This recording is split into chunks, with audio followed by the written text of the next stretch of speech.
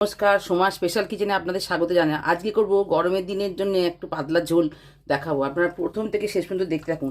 প্রথমে এই যে এর মধ্যে এই মশলাটা করব, এই রসুন, আদা, পেঁয়াজ আর কাঁচা লঙ্কা, আর এতে সর্ষে আর পোস্ত হাফ চামচ, সব মিলিয়ে হাফ চামচ এটা বেটে নেবো। আর এখন এবার তেল দেবো। কড়াটা গরম হয়ে গেছে, এবার তেলটা দিলাম। আচ্ছা, তেলটা গরম হয়ে গেছে, আমি বড়িগুলো ভেজে নেবো। বড়িগুলো ভেজে আমি তুলে নেব।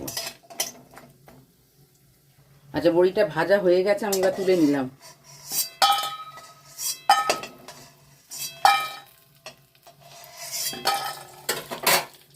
এই তেলেতেই আমি মৌরি ফোড়ন দিচ্ছি, আচ্ছা মেথি ফোড়ন দিচ্ছি, কালো জিরে ফোড়ন হয়ে গেলে আর আমি একটা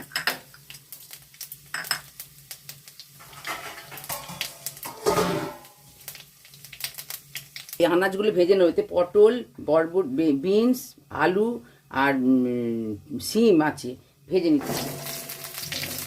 আপনারা আরও আনাজ হলে আপনাদের আরও আনাজ থাকলে আপনারা দেবেন। এর সঙ্গে আমি একটু ডাঁটা দিয়ে দিলাম। ডাঁটাটা নিয়ে এবার ভেজে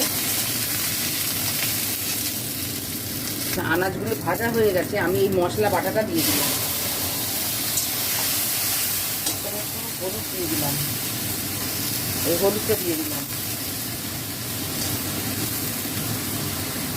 এতে আমি ধনে গুঁড়ো দিলাম আর একটু জিরে গুঁড়ো দিলাম, দিয়ে আবার কষে নেবো। এবার সামান্য একটু চিনি দিলাম, পরিমাণ মতো নুন দিয়ে দিলাম, দিয়ে আবার কষে নেবো। মশলা কষার সঙ্গে আমি বেগুনগুলো দিয়ে দিলাম। বেগুনগুলো আমি আলাদা করে ভাজলাম না। আচ্ছা, এটা আমার কষা হয়ে গেছে, এবার আমি জল দিলাম। আপনারা আপনাদের পরিমাণ মতন জল দেবেন, এটা পরিমাণ মতন জল দেবেন, আর ফোটার জন্য 1 কাপ বেশি দেবেন, তাহলেই হয়ে যাবে। আচ্ছা, এটা জলটা ফুটে গেছে, ঝোলটা আমি এবার বড়িগুলো দিয়ে দিলাম, দিয়ে ঢাকা দিয়ে দিলাম, দিয়ে এবার সেদ্ধ হওয়া পর্যন্ত অপেক্ষা করব। আচ্ছা, এটা আমার হয়ে গেছে, এবার ঝোলটা হয়ে গেছে, এবার আমি এটা নামিয়ে নেবো। এটা এবার নামিয়ে নেবো। আচ্ছা, এটা আমার হয়ে গেছে। আপনারা এটা করে খাবেন গরমকালের দিনে, এটা খুব উপকারী। আপনারা করে খেয়ে কমেন্টে জানাবেন।